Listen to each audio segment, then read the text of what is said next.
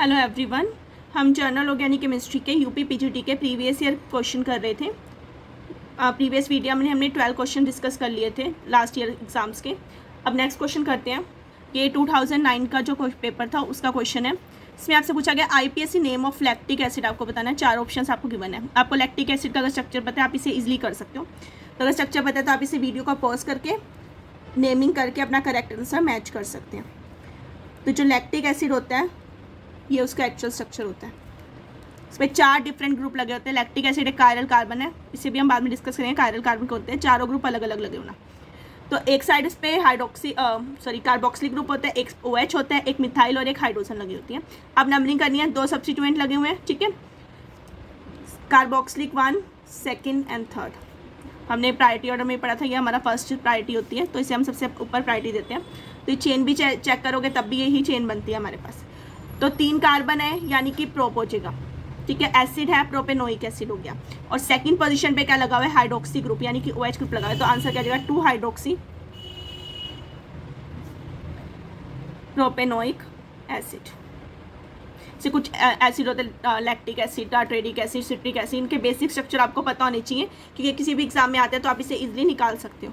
तो हमारा आंसर आ गया ऑप्शन बी। और कोई भी ऑप्शन इससे मैच नहीं करा बिकॉज में इथेनोइक दे रखा है, 2 कार्बन नहीं है, हमारे पास 3 कार्बन है, तो प्रोपेनोइक हो जाएगा। ओके, नेक्स्ट क्वेश्चन है, in which one of the following hyperconjugation is possible. 4 option है, आपको हाइपर कंजुगेशन बतानी है किसमें पॉसिबल है। हाइपर कंजुगेशन जब हमने डिस्कस किया था तो हमने कहा था कि जो हमारा डबल बॉन्ड वाला है, जहाँ पर डबल बॉन्ड है, उससे जो नेक्स्ट कार्बन होगा उसे हम कंसीडर करेंगे अल्फा कार्बन। जैसे हमने कहा था ना, ये जो कार्बन होगा इससे नेक्स्ट ये होगा अल्फा। इस अल्फा कार्बन के पास जितनी हाइड्रोजन होंगी उतने ही ज़्यादा उसके क्या हो जाएंगे, हाइपर कंजुगेटिंग स्ट्रक्चर हो जाएंगे। इस केस में नेक्स्ट पे कुछ भी नहीं है तो इसके कोई भी हाइपर कंजुगेटिंग स्ट्रक्चर नहीं हो सकते। अब इस केस में बात करें तो ये अल्फा हाइड्रोजन बनती है, डबल बॉन्ड से जो नेक्स्ट कार्बन है वो अल्फा कार्बन है। बट यहाँ पर 3 मिथाइल ग्रुप लगे हैं, कोई हाइड्रोजन है ही नहीं, तो इसके भी स्ट्रक्चर पॉसिबल नहीं है। अब आते हैं इस पे। इस केस में फिनाइल ग्रुप है, अगर मैं इसे ओपन करके लिखूंगी तो ये कुछ ऐसा। तो ये डबल बॉन्ड है, इससे नेक्स्ट ये कार्बन है, इस पे 3 हाइड्रोजन है, 3H eight alpha position. 3 hydrogens लगे हैं कौन सी पोजीशन पे, अल्फा, यानी इसके हाइपर कंजुगेटिंग स्ट्रक्चर पॉसिबल है, तो इसके बन सकते हैं। अब लास्ट को भी चेक कर लेते हैं। लास्ट वाले के केस में अल्फा बनेगी ये कार्बन नेक्स्ट, बट इस पे 3 अलग अलग सब्स्टिट्यूएंट लगे हैं, नो अल्फा हाइड्रोजन, तो ये भी पॉसिबल नहीं है। तो हमारा ऑप्शन सी के आ गया, करेक्ट आ गया, ठीक है। बस आपको ये पता होना चाहिए हाइपर कंजुगेशन स्ट्रक्चर कौन रहता है, तभी आप इसे कर सकते हो। नेक्स्ट क्वेश्चन है 2006 का, करेक्ट ऑर्डर ऑफ न्यूक्लियोफिलिसिटी बताना है आपको। 4 न्यूक्लियोफाइल दिए हैं, हमने प्रीवियस क्लास में भी डिस्कस किए थे न्यूक्लियोफाइल कि उनके ऊपर नेगेटिव चार्ज होना चाहिए, यानी कार्बन आयन होने चाहिए या फिर लोन पेयर होने चाहिए। यहाँ पे चारों जो दिए हुए हैं हमें वो सारे नेगेटिव वाले हैं। बट न्यूक्लियोफाइल का ऑर्डर हम कैसे चेक करेंगे, न्यूक्लियोफाइल वो होते हैं जो ईजिली अपने जो एक्स्ट्रा इलेक्ट्रॉन है वो डोनेट कर सकें। अब वो डोनेट तो तभी करेंगे ना जब वो लूजली बाउंड होंगे, जितने वो लूजली बाउंड उनके पास इलेक्ट्रॉन होंगे वो उतनी जल्दी उन्हें क्या कर देंगे, डोनेट कर देंगे। यानी जितनी उस ग्रुप की इलेक्ट्रोनेगेटिविटी कम होगी उतनी ही उसकी न्यूक्लियोफिलिसिटी क्या होगी, ज़्यादा होगी। तो या फिर आप ऐसे कह सकते हो, मोर इज इलेक्ट्रोनेगेटिविटी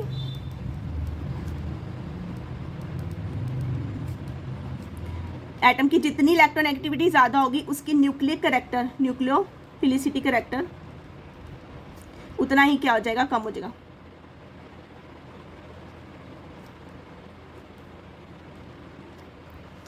ठीक है, इलेक्ट्रोनेगेटिविटी चेक करो। सबसे ज़्यादा इलेक्ट्रोनेगेटिव यहाँ पे क्या है, फ्लोरीन है, ठीक है। फ्लोरीन की इलेक्ट्रोनेगेटिविटी सबसे ज़्यादा है, यानी वो अपने इलेक्ट्रॉन बाउंड करके रखेगा, डोनेट नहीं करेगा, यानी उसे तो सबसे पीछे होना ही होना है, ये तो फोर श्योर है। अब बचे 3, OH, N और कार्बन। अब सेकेंड नंबर पे OH आता है, फिर आता है हमारा नाइट्रोजन। अगर हम उसकी बात करें इलेक्ट्रॉन्स की, बट कितने उनके पास इलेक्ट्रॉन है इसके ऊपर भी डिपेंड करता है।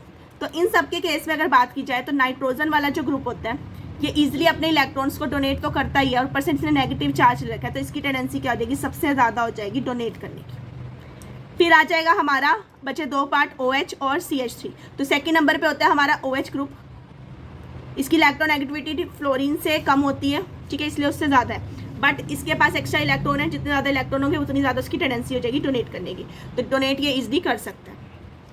और लास्ट में आता है हमारे पास CH3, ठीक है। ये भी एक अच्छा न्यूक्लियोफाइल है as compared to F negative, ठीक है। क्लोराइड की कंपैरिजन में अच्छा न्यूक्लियोफाइल है, बट इनकी कंपैरिजन में इसकी न्यूक्लियो कैरेक्टर कम है। तो हमारा करेक्ट ऑर्डर हो गया। अब इन चारों ऑप्शंस में से ऑप्शन नंबर सी है जो ये ऑर्डर फॉलो कर रहा है, तो ये हमारा करेक्ट आंसर हो गया। बताए नेक्स्ट क्वेश्चन पे। नेक्स्ट है हमारे पास, what is the total number of pi electron in phenanthrene. आपको फिनेंथ्रीन का स्ट्रक्चर पता होना चाहिए, तो आप इसके नंबर ऑफ पाई वो आप इजीली निकाल सकते हो। तो सबसे पहले हम इसका स्ट्रक्चर लिखते हैं। फिनेंथ्रीन का स्ट्रक्चर क्या होता है? फिनेंथ्रीन में 3 रिंग्स होती हैं।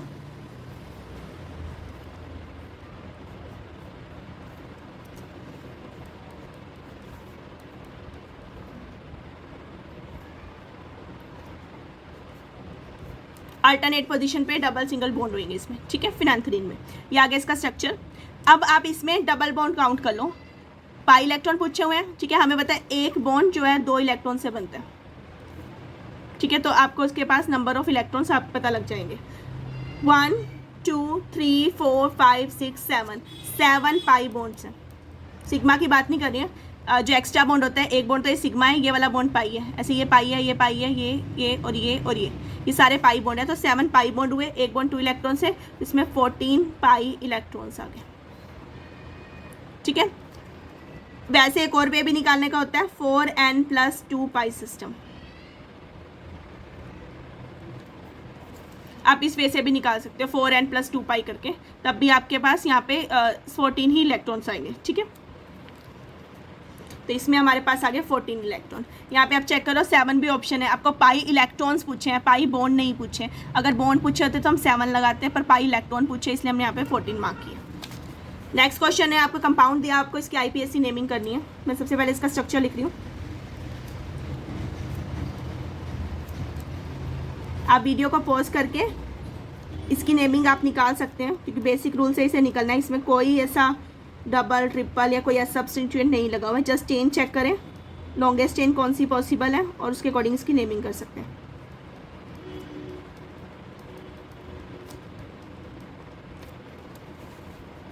ठीक है, आप नंबरिंग करते हैं 1 2 3 4 5। यहाँ से नंबरिंग कर रही हूँ तो इसमें 5 नंबर आ रहा है, 6 7 8 9, तो लॉन्गेस्ट चेन 9 की बन रही है। अब दूसरे बेसिस चेक करते हैं, 1 2 3 4 5 6 7 8 और 9 लॉन्गेस्ट है, तो ये पॉसिबल नहीं है। इधर चेक कर लेते हैं, 1 2 3 4 5 6 7 8, ये भी पॉसिबल नहीं है, यानी कि लॉन्गेस्ट चेन तो यही होगी।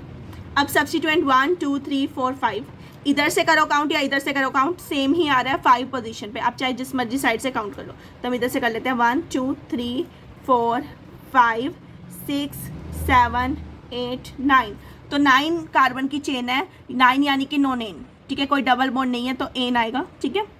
अब आते हैं सब्स्टिट्यूएंट पे। तो 5 पोजीशन पे 2 सब्स्टिट्यूएंट लगे हुए हैं। आप चाहो तो इस मेथड से कि ऑप्शन को कट डाउन कर लो। जो ऑप्शन, जैसे ये ऑक्टेन है ऑप्शन में, तो यानी कि ये कट डाउन हो गया। आप इस वे से भी कर सकते हो, या अपना नेम करके उससे करेक्ट से मैच कर सकते हो, अप टू यू, आप जैसे इस क्वेश्चन को करना चाहो। ये कैंसिल हो गया। आप 5th पोजीशन पे 2 सब्स्टिट्यूएंट हैं।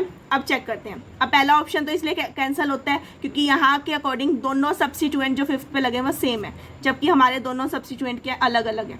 अगर मैं इसकी नंबरिंग करूँ तो ये 1 2 3 हो जाएगा। तो 1 पोजीशन पे 2 मिथाइल ग्रुप लगे हुए हैं। इस केस में 1 2 3 होएगा। इस केस में 2 पोजीशन पे मिथाइल लगा, तो पहला ऑप्शन भी यहाँ पे इसलिए कट गया। बच्चे ये 2 ऑप्शन, इन दोनों में से यहाँ तो करेक्ट वे से लिखा ही नहीं हुआ है। जो पोजीशन है वो बाद में लिखी हुई है, जबकि हम पोजीशन पहले लिखते हैं। इसमें पहले लिखी है, इसमें बाद में लिखा है, तो ये भी कट गया। तो करेक्ट ऑप्शन हमारे पास बी बचा। और अगर आप नेमिंग भी करो तब भी आएगा हमारे पास 5th पोजीशन पे, क्योंकि ये बड़ा ग्रुप है। बार बार जैसे इसमें भी प्रोपाइल आएगा, इसमें भी प्रोपाइल आएगा, इसलिए हम इसे स्क्वायर ब्रैकेट में लिखेंगे।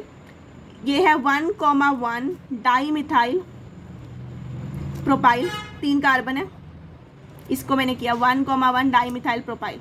देन हैश लगा के हम आगे उसी 5th पोजीशन पे ही दूसरा ग्रुप लगा हुआ है, और किसी पे लगा होता है 6th 4th पे, तो वो लिखते हैं 1 2 3 3 कार्बन, 2 पे मिथाइल लगा हुआ है, तो फिर से ब्रैकेट में 2 मिथाइल, 3 कार्बन है यानी कि प्रोपाइल।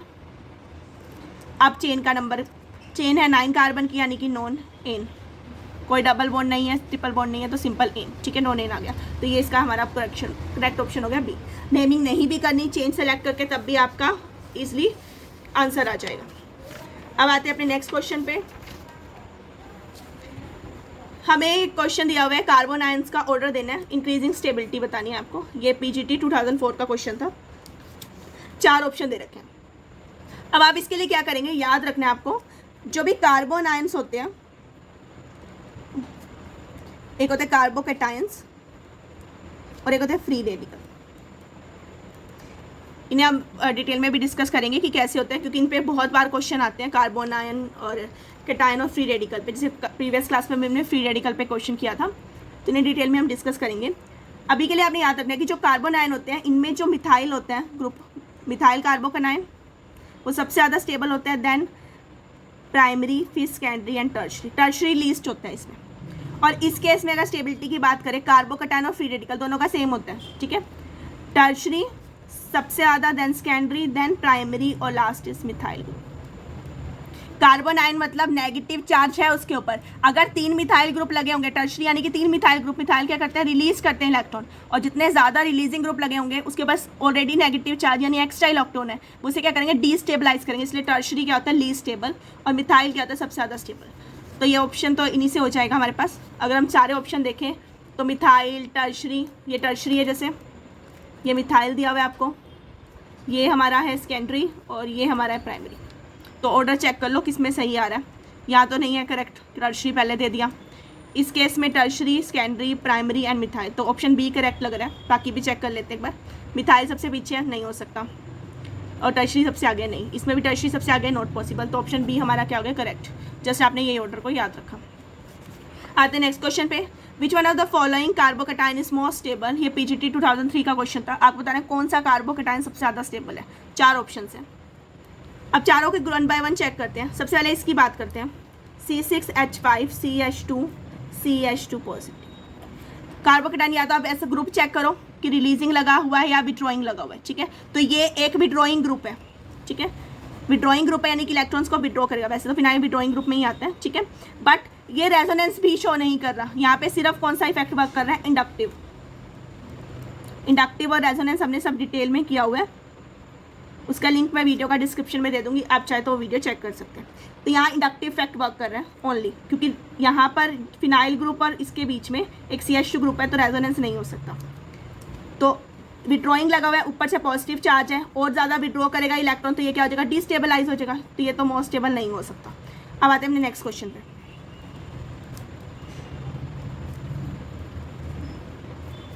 इस केस में एक साइड इस पे मिथाइल ग्रुप लगा हुआ है, जो क्या करेगा, इसको इलेक्ट्रॉन रिलीज करता जाएगा यानी कि स्टेबलाइज होगा। बट दूसरी साइड इस पे फिनाइल ग्रुप लगा हुआ है, तो फिनाइल के साथ ये रेजोनेंस भी शो करेगा। तो ये रेजोनेंस तो शो कर ही रहा है। रेजोनेंस किसकी वजह से आई, C6H5 की वजह से। और इंडक्टिव इफेक्ट भी वर्क कर रहा है। इसमें माइनस आई है और इसमें प्लस आई है,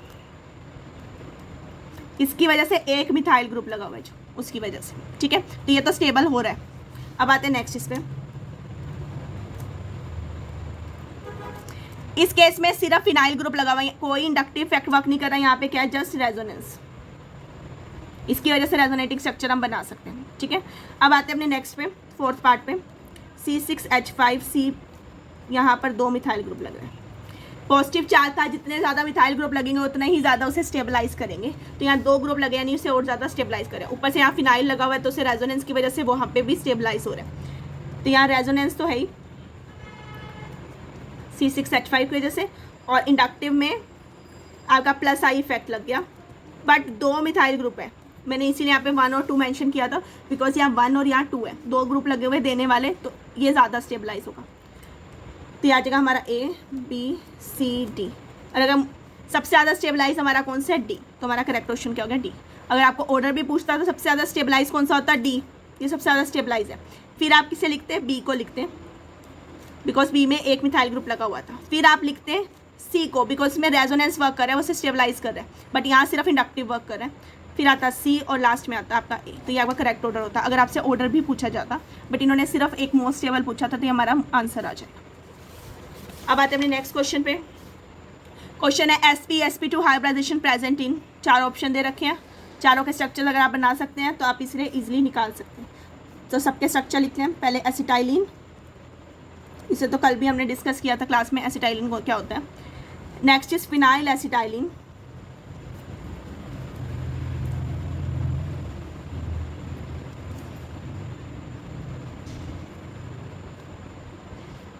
ये आता है हमारे पास फिनाइल एसिटाइलिन।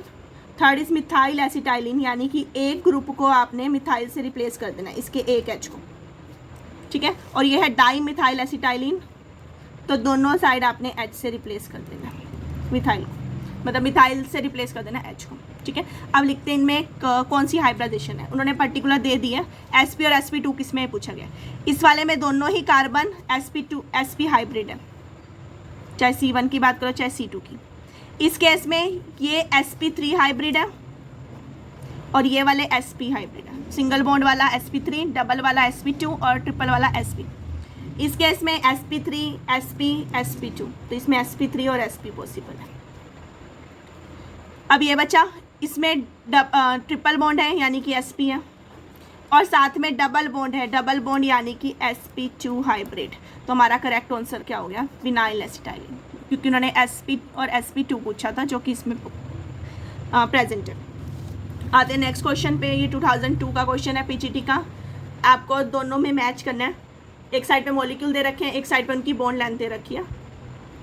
इथेन, ये है इथेन सिंगल बॉन्ड वाला, इथाइलिन यानी कि double bond, acetylene triple bond, और चौथा ऑप्शन है बेंजीन। 4 ऑप्शन हमें दे रखे हैं, ठीक है, आपको मैच करना है। सबसे पहले देखेंगे ट्रिपल बॉन्ड, हमने कल भी बात की थी जहाँ बॉन्ड लेंथ की, तो सिंगल बॉन्ड की बॉन्ड लेंथ क्या होती है सबसे ज़्यादा, फिर डबल और लास्ट में ट्रिपल। अब इनमें से सिर्फ एक ही है जिसमें ट्रिपल बॉन्ड है यानी कि एसिटाइलिन, इनमें तो डबल है, इसमें सिंगल है, तो इसका मतलब एसिटाइलिन की वैल्यू सबसे कम होगी बॉन्ड लेंथ की, तो सबसे कम वैल्यू 1.20, ये तो एसिटाइलिन की होगी। तो सी के साथ मैं ऑप्शन यहाँ लिख दूँ, सी के साथ तो 1 होगा ही होगा, वो फॉर श्योर है, बिकॉज सबसे कम ट्रिपल बॉन्ड की होती है, ट्रिपल बॉन्ड एक में ही है। सबसे ज़्यादा वैल्यू किसकी होती है, सिंगल बॉन्ड की। अब सिंगल बॉन्ड तो सिर्फ इसमें है, बाकी और 2 तो डबल बॉन्ड है ना, कंपटीशन तो इन दोनों में है। तो इथेन यानी कि सिंगल बॉन्ड की सबसे ज़्यादा होगी, यानी कि ये वैल्यू 1.53, तो ये हो जाएगा 3, ठीक है। अब वैसे क्वेश्चन यहीं से हो रहा है, बिकॉज अगर आप ऑप्शन मैच करेंगे तो 2 तो यहीं से कैंसिल आउट हो रहे हैं, ए का 3 सी का 1, ये तो वर्क कर रहा है।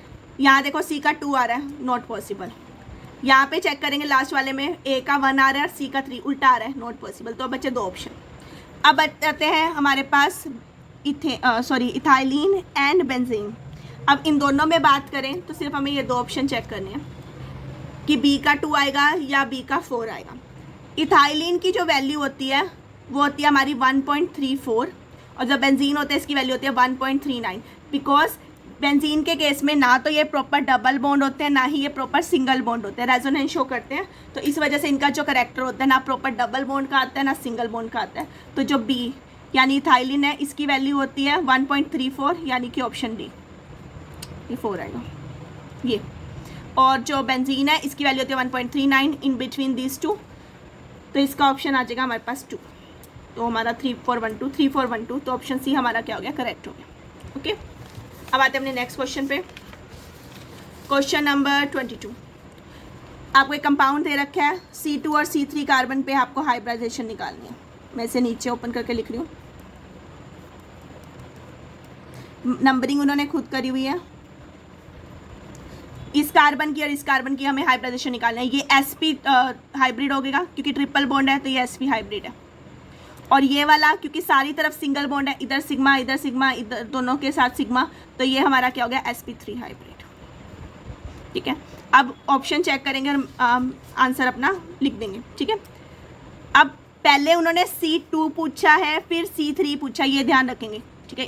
इन वाले ऑप्शन में कन्फ्यूज़न नहीं है, बट हो सकता है अगर हम ऐसे देखें sp3 sp नहीं लिखना है, पहले sp होगा फिर sp3 होगा, बिकॉज 2 की sp है।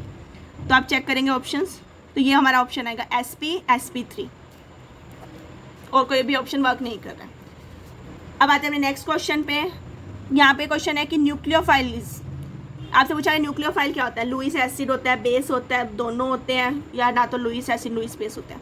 न्यूक्लियोफाइल की अगर डिफाइन करते हैं तो उसके ऊपर कहते हैं कि हमारे पास एक्स्ट्रा इलेक्ट्रॉन या नेगेटिव चार्ज होना चाहिए जिससे वो डिनोट कर सकते हैं, तो ये फॉलो करता है लुईस बेस की डेफिनेशन को। तो जितने भी न्यूक्लियोफाइल होते हैं वो लुईस बेस होते हैं। ये हमने जब न्यूक्लियोफाइल एक्टोफाइल का डिफरेंस किया था तब भी डिस्कस किया था, आप वो वीडियो चेक कर सकते हैं, लिंक मैं डिस्क्रिप्शन में दे दूँगी। तो न्यूक्लियोफाइल हमारे क्या होता है, लुईस बेस होते हैं। तो ये थे हमारे यूपी पीजीटी के कुछ प्रीवियस ईयर क्वेश्चंस जो टॉपिक हमने चूज़ किया था जनरल ऑर्गेनिक केमिस्ट्री, उसके क्वेश्चन। बेस्ट वे होता है करने का, किसी भी टॉपिक को उठाओ, उसको करने के बाद previous year question paper solve करना शुरू करो। ज़रूरी नहीं कि जिस पर्टिकुलर एग्जाम की आप तैयारी कर रहे हो आप सिर्फ उसी के क्वेश्चन सॉल्व करो, उससे मैच करते हुए जहाँ भी आपको क्वेश्चन दिख जाते हैं आप उन्हें साथ में सॉल्व करते रहो, वो आपकी प्रैक्टिस कराते हैं, ठीक है। और जितनी क्वेश्चंस की प्रैक्टिस होगी उतना ही आप उन्हें एग्जाम में ईजिली सॉल्व कर सकते हो, ठीक है। नेक्स्ट क्लास में हम इन्हीं सीरीज़ के अगले क्वेश्चंस को डिस्कस करेंगे। Okay, thank you everyone.